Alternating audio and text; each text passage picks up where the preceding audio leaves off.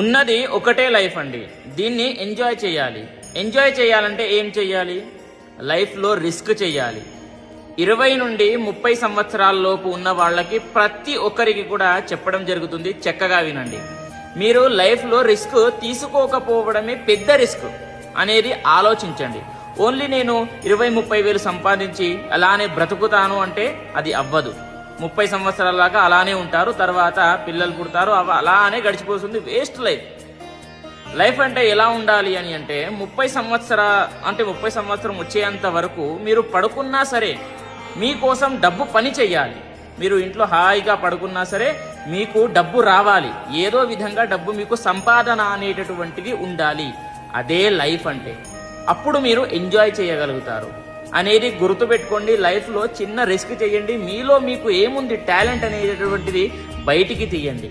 ఏం చెయ్యగలుగుతారు అనేది తెలుసుకొని చెయ్యండి.